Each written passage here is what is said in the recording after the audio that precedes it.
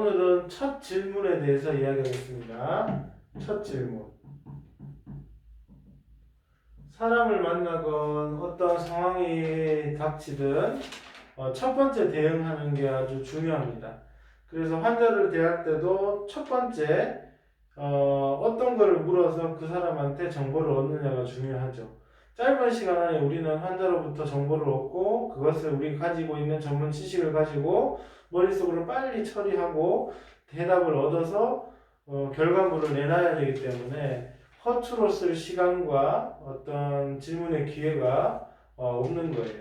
그래서 첫 번째 질문이 중요해서 제가 오늘 오전에 일하면서 있었던 케이스들을 가지고 모든 상황을 다 설명드릴 수는 없으니까 그냥 이런 게 있구나 하면 응용을 할 수 있으니까 케이스별로 첫 질문을 어떻게 하면 좋은가, 왜 그런가를 간단하게 이야기해 보겠습니다. 한 4, 50가지 정도를 추려서 생각을 해봤는데 이외에도 많으니까 생각을 한번 해보세요. 첫 번째 목감기 환자가 오면 목감기에 오면 실제로 목이 아픈 통증에 대한 문제인지 또는 기침 가래를 가지고 목감기라고 말하는 게 있거든요. 그러니까 이렇게 목이 아픈 질환이냐 기침 가래가 있는 질환이냐 그걸 구분하는 게 첫 질문도 좋을 것 같고요. 두 번째 코감기는 원인을 찾는 첫 질문이 좋은데 왜냐하면 원인이 아니구나. 콧물의 형태. 콧물이 맑게 줄줄 흐르느냐. 아니면, 코가 막히고 뒤로 넘어가느냐. 그래서 거기에 따라서 이제 소총명탕 등을 쓸 건지, 약간 열염증약 또는, 갈근탕 같은 홍신이탕 증으로 된 후비루 쪽으로 약을 쓸 건지, 충농증 쪽으로 쓸 건지, 그걸 구분할 수 있겠죠. 세 번째 인후통 같은 경우에는 이 원인이 단순히 목에 있는 염증성 질환이라서 응교산이나 구풍혈옥탄 같은 염증을 가라앉히는 열 염증에 관한 걸 줄 건지 아니면 원인 자체가 결과적으로는 염증인데 원인 자체가 코가 뒤로 넘어가서 또는 가래가 쌓여서 생기는 비염 관련된 목 통증인 건지 구분을 해야지 약이 달라지겠죠. 두통 파트에서는 머리가 아픈 게 만성적이냐 아니면 그냥 급성으로 한 번씩 오는 거냐가 중요한데 일단 갑자기 급성으로 한 번씩 그냥 오는 일회성 두통이다 하면 그냥 진통제를 강한 거 약한 거 나눠서 주면 되고 만성적인 거다 자주 머리가 아프고 생일 때마다 아프고 비 올 때마다 아프고 또 뭐 이러저러한 상황에 따라서 아프다 자주 그렇다 하면 철 부족증인지 아닌지 또는 신경 관련된 증상이 아닌지 그런지 구분을 해야 되니까 만성과 급성으로 나눠서 볼 수 있습니다. 눈떨림도 비슷한데요. 단순히 그냥 과로하고 스트레스 받고 그래서 근육신경 쪽으로 문제가 되는 마그네슘을 줘야 될 증인지 또는 만성적으로 오래돼서 철분이 부족해서 생기는 그런 오래된 또 다른 원인이 있는 눈떨림인지 봐야 될 것 같습니다. 피로회복제는 저희 약국에는 아시다시피 아주 촘촘하게 출근용, 퇴근용, 남성용, 여성용, 그 다음에 연소자용, 나이가 많은 용 이렇게 나눠놨는데 기타 등등 피로회복제 같은 경우에도 피로회복제 주세요 이렇게 말했을 때도 이거를 한번 먹고 이제 오늘 일회성으로 먹을 건지 아니면 꾸준히 두고 내 만성적인 피로를 해결하려고 하는 건지를 구분해서 이야기를 해야 되겠습니다. 숙취약 같은 경우에도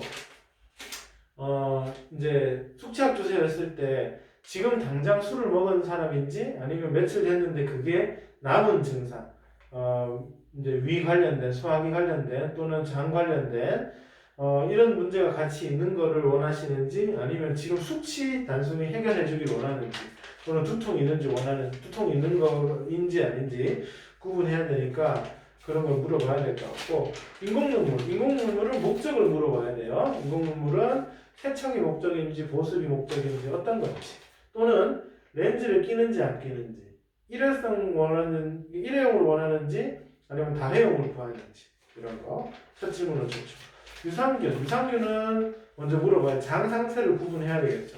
누가 왜 드십니까? 목적에 대해서 먼저 물어볼 필요가 있고요. 거기에 맞춰서 장이 찬 사람, 뜨거운 사람. 그 다음에 변비 때문에 먹을 건지, 장 문제죠. 면역력 때문에 먹을 건지, 아니면 구분 없이는 면역력을 위해서 먹을 건지. 건강을 유지하기 위한 목적. 다음 변비. 변비도 일회성인지 계속 반복돼 왔는지, 꾸준히 약을 먹어야 되는지, 한번 먹고 말 건지, 이런 걸 구분해서 할 필요가 있고요. 설사는 중요한 포인트는 첫 질문, 열이 나는지 안 나는지. 열이 나면 설사를 안 해야 되는 케이스가 있겠죠. 폐혈증 올 수도 있으니까 설사를 오히려 해야 되는 케이스가 있습니다. 식중독 같은 거. 그럴 때는 흡착성 설사약을 써야 되기 때문에, 지사제를 써야 되기 때문에 어쨌든 함부로 일반 지사제를 쓸 수가 없다. 그래서 열이 나는지 안 나는지 구분하는 게 중요하고요. 철분제 같은 경우에는 철분제를 먹으려는 목적 중요하겠죠. 뭐 임신했다, 아니면 어지러움 때문에 먹을 거다, 빈혈이 있는 것 같다, 또는 성장을 위해서 먹는다, 이 목적. 간장약도 마찬가지. 간에 실제로 문제가 간장약 주세요 했는 사람들 중에 보면 반 정도는 실제로 실리마린 같은 간장약이 필요 없고 본인 자신이 피곤하기 때문에 그냥 의뢰 간 때문에 피곤하겠거니 하면서 먹는 사람도 있거든요. 그래서 이게 간 관련된 게 필요한 건지, 아니면 비타민제가 필요한 건지, 비타민 B가 필요한 건지, 아니면 다른 게 필요한 건지를 봐야 되겠죠.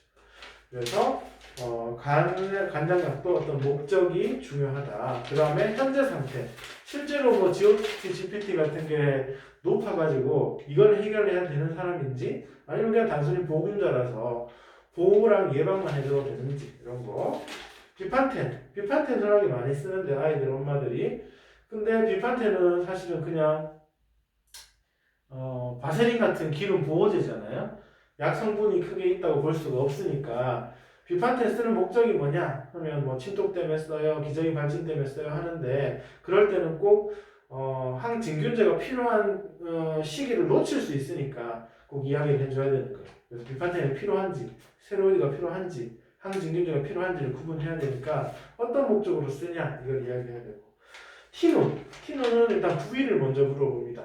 대부분 발적이니까 발가락이에요, 발바닥이에요, 또는 부위가 어디요 했을 때 잘 붙이기 힘든 부분이면 또 스티커 테이프로 된 거 말고 바르는 걸 줘야 되겠죠. 그래서 티눈. 그리고 티눈이냐 사막이냐 구분을 못하는 분도 계시니까 그 질문을 하는 것도 굉장히 중요합니다.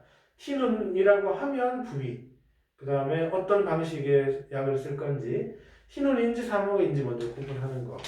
자, 질염은 그때 질염 칸디다 이야기할 때 말씀을 드렸었는데, 이게 냉이 있는지, 냄새는 나는지, 그런 것들. 이게 진균증이냐, 그 이상을 넘어간 거냐, 또는 질염이라고 생각하는데 이제 요로 감염이 된 케이스도 있기 때문에 같이 오시면 물론 그런 거 구분해야 되겠고요. 무좀일 때는 먼저 이제 어느 정도까지 진행됐는지를 물어봐야 돼요. 그래서 무좀일 때는 단계, 각화까지 됐는지, 아니면 부위에 따라서 그냥 수포 생기고 냄새나고 축축한 그런 상태인지, 그거에 따라 약이 달라지니까 진행 상태를 물어봐야 된다. 먹약은 두 가지인데, 연령대. 먹약도 연령대에 따라서 쓸 수 있는 게 있고 못 쓰는 게 있으니까 연령 물어보고, 부위는 어디냐, 부위별로도 쓸 수 있는 게 있고 못 쓰는 게 있고, 그리고 그렇게 두 개 구분하면 되고, 가끔 그런 것도 있어. 타박상하고 같이 왔는 경우. 그러면 상처약을 줘야 될지 안 줘야 될지 물어봐야 됩니다. 자, 입술 포진. 은 단계. 이게 지금 초기냐, 중기 이후냐 하는 거. 나시클로버 여기 입술 포진 이야기할 나시클로버랑 그 티노트라신 이야기할 때 이제 말씀을 드렸었는데, 어쨌든 그거 단계 구분하는 걸 먼저 물어봐야 되고요. 보는 게 좋아요. 일단 단계를 보여주세요. 이렇게. 피임약은 목적이 뭐냐? 가 첫 번째 질문이 되겠죠. 실제 피임이 목적이냐? 아니면 생리 지연이 목적이냐? 방광염은 어느 정도까지 진행됐냐를 물어보는 게 중요해요. 그냥 잔뇨감이랑 묵직한 느낌만 있는 건지, 아니면 통증과 혈뇨까지 있는 건지, 이런 거. 그래서 거기에 따라서 이제 항생제, 항염제를 줘야 될지, 아니면 그런 거 필요 없이 그냥 방광 기능에만 도움을 주면 되는지. 자, 오트리빈 주세요 하죠. 오트리빈 하면 물어볼게요. 오트리빈 성분이 자이로메타졸린인데 실제로 자이로메타졸이 필요한 사람인지 아니면 너무 어리거나 아니면 경우에 따라서 그냥 보습제나 식염수 정도 스테로이드만 써도 되는지가 중요하니까 목적, 그 다음에 연령대 꼭 물어봐야 되고요. 그다음에 구충제는 실제 증상이 있어서 그런 건지 증상이 있다고 하면 증상 안에서 눈에 보인 건지 가려워서 그런 건지 증상을 아까 물어볼 때 또는 그냥 한번 먹어보려고 해요 하는 경우도 있으니까 그거 물어보면 되고요. 멀미약은 물론 연령대 물어봐야 되고 어떤 종류의 교통수단을 이용할 건지도 중요하겠죠. 긴 여행인지 짧은 여행인지 또 배면 큰 배냐 작은 배냐 이것도 있으니까요. 메디폼은 당연히 진물이 많이 나서 폼 형태를 써야 되는지 하이드로콜로이드를 써야 되는지를 구분해야 되니까 어떤 상처냐 물어보는 게 중요하고요. 파스는 부위가 중요하고요. 그 다음에 특별히 원하는 바가 있을 수도 있어요. 얇은 거 원한다, 작은 거 원한다, 넓은 거 원한다, 또는 피부 트러블에 좀 강한 걸 원한다, 뭐 이런 것들. 그래서 목적 물어봐야 되고. 유산균 아주 상당할 게 맞는데 그것도 처음에 이거 목적이 중요하죠. 변비 때문에 먹을 건지, 그 다음에 건강 유지 차원인지, 아니면 뭐 그냥 이도저도 아닌 그건지. 아까 유산균 하지 않았나? 했는데 또 있네요. 그다음 몸살약은 실제 몸살인데 이렇게 말하거든요. 몸살 감기약 주세요. 그래요. 몸살과 감기를 합쳐서 말하는데 모든 케이스가 몸살과 감기가 같이 있지가 않죠. 몸살이면 몸살약만 주면 되고 감기가 있으면 거기에 따라서 증상에 맞춰서 약을 주면 되고 몸살은 춥고 쑤시냐 하는 오한 발열이랑 이런 거 그냥 기본적인 몸살의 증상을 찾아서 물어보면 되고 콧물 기침 같은 감기 증상을 또 같이 곁들여서 물어보면 판단을 하면 되는 거예요. 또 예를 들어 이런 것도 있어요. 제가 설명을 드린 적도 있었는데 몸이 추워 죽겠어요. 오한 있어요. 하는데 반팔 입고 이렇게 왔단 말이에요. 그러면 그 사람은 그렇게 추운 거 아니죠. 그러니까 환자의 말은 신뢰를 하되 100% 믿으면 안 된다 하는 거. 자, 근위환제 같은 경우에는 부위를 물어봐야 됩니다. 뭐 어디 때문에 근위환제를 쓸 거냐? 어떤 분들은 정형외과적인 문제로 근위환제를 원하는 분이 있고 어떤 분을 보면 그냥 몸살 때문에 근위환제 먹는 분도 있고 그래요. 그래서 목적 물파스 주세요 하면 물어봐야 될 거가 어떤 목적으로 쓰냐 중요한 거죠.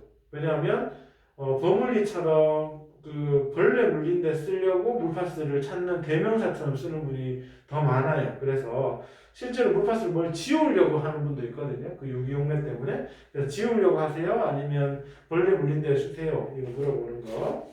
자, 속쓰림 같은 경우에는 제가 좋아하는 질문이 속은 쓰린데 밥 먹고 나면 더 쓰려요? 아니면 밥 먹고 나면 속이 편해요? 이렇게 물어보는데 그거는 정확하게 100% 맞는 건 아니지만 대략 맞아지는 게 뭐냐면 밥 먹고 나서 그 속쓰림이 더 심하다, 뭘 먹고 나서 더 심하다 하면 그거는 위험일 가능성이 높고요. 밥 먹고 나니까 좀 편하다 하는 건 십이지장 쪽에 있는 pH가 안 맞아 생기는 문제일 수도 일 가능성이 높다. 그래서 속쓰림의 식사 전후로의 속쓰림의 이제 유무 그거를 보고 하면 좋고 덧붙여서 식도염 관련해 가지고 결과적으로는 식도염이 여기지만 식도염이랑 역류성 부도염이 여기지만 원인은 여기잖아요. 위잖아요. 그래서 위약을 같이 줘야 될지 아니면 제산제만 줘도 될지 그거 봐야 됩니다.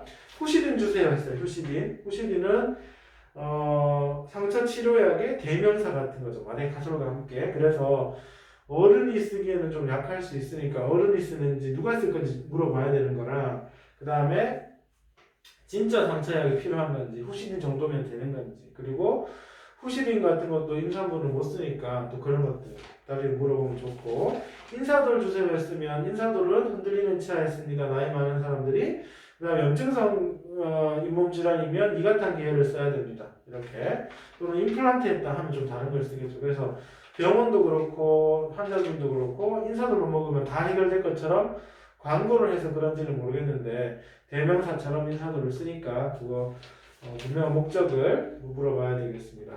그 다음에 배변실 출혈 그냥 배변실 출혈이 있다고 다 그냥 치질은 아니잖아요.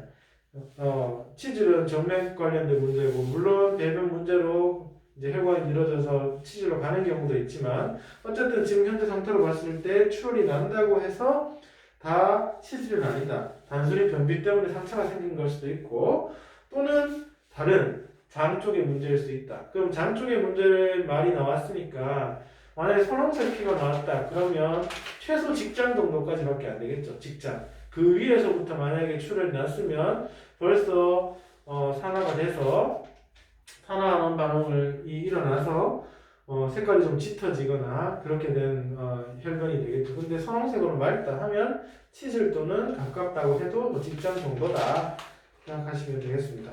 그 다음에 비맥스, 우리 비맥스 많이 있는데 녹십자 거죠. 요즘 광고도 많이 하고 실제로 일반 약 판매량이 1등을 할 때도 있어서 비맥스 메타 단일 품목이 그만큼 효과도 좋고 광고도 많이 해서 좋은 약인데, 어쨌든 비맥스도 종류별로 비맥스 골드 같은 경우 일반적으로 다 쓸 수 있는 50ml 단위의 고함한 비타민 B고, 그 다음에 빨간색 액티브 같은 경우에는 활성형 비스펜티아닌을 사용한 그런 것들도 있고, 그거는 이제 좀 젊은 사람들이나 또는 또 좀 반짝하는 효과를 원하시는 분, 활성형 비타민이 필요한 분들한테 쓰고, 그거를 또 2배로 업그레이드한 게 메타죠. 그거는 100ml 정도를 흡수 가능한 사람인지, 위에서 이걸 받아줄 수 있는 사람인지 또 봐야 되고, 에버 같은 경우에는 녹용과 로얄 젤리가 들어있으니까 연세 드신 분이나 기력이 좀 세한 분들한테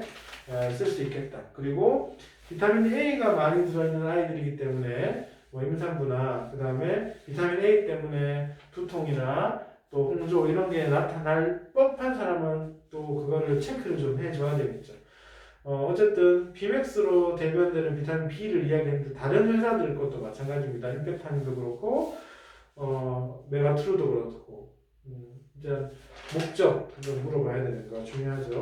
오라메디 주세요 하는 것도 마찬가지. 오라메디가 필요한 건지 아니면 다른 뭐 디스크형이나 아니면 그 엑상필름형이나 아니면 다른 뭐 덱사메타손 같은 다른 스테로이드를 줘야 되는 경우나 아니면 뭐 먹는 게 필요하거나 이런 다른 입병에 쓰는 것도 필요할 수 있으니까 대명사처럼 쓰는 이런 것들은 어떤 목적으로 쓰는지 누가 쓸 건지 잘 물어봐야 되겠습니다. 그 다음에 알러지약 물어봤을 때 알러지약은 한번 하루에 한 번 먹는 세트리진이나 이 정도가 되겠죠.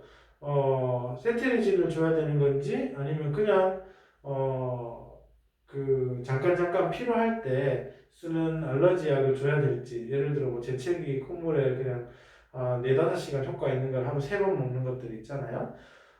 그런 걸 쓸 건지, 그린노즈 같은 거 구분을 해줘야 되니까 그런 거 물어보고, 소화제는 소화제 주세요 해도 체한 걸 수도 있고요. 그냥 단순 소화 효소제가 필요한 것도 있으니까 그 목적 물어보셔야 되고, 혈액순환제 같은 경우에는 많은데, 왜냐하면 혈액순환이랑 또 동맥순환도 있고 정맥순환도 있고 뭐 조금 다르지만 림프순환도 있을 수 있으니까 그런 거 물어보면 좋고, 혈액순환 문제라고 확실히 이제 정맥순환 관련된 문제라고 해도 기름 계열의 비타민 E나 오메가3나 그런 것들이 필요한지, 아니면 은행염 X나 서양산사제 같은 그 생약 계열의 거 필요한지를 구분해야 되니까 물어봐야 됩니다. 여드름 연고는 여드름 연고 주세요 했을 때 요즘 광고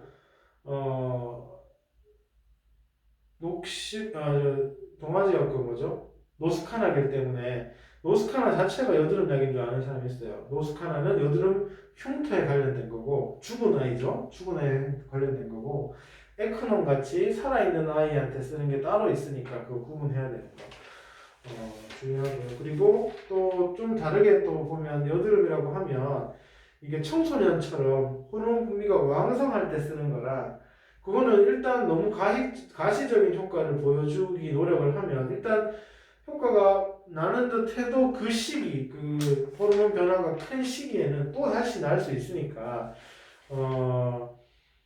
좀 이게 장기적인 관점이 너무 강한 효과보다는 뭔가 피부 재생에 관련된 약을 써야 됩니다. 그래서 이게 누가 쓸 거냐도 중요해요. 성인 여드름은 또 그렇지는 않죠. 뭐 단기간에 스트레스나 과로나 또 어떤 체질의 일시적인 변화 때문에 생긴 걸 수 있으니까 그런 걸 구분하기 위해서 그런 것도 물어봐도 좋고요. 그 다음에 니조랄. 니조랄은 부위가 어디냐? 또 부위래.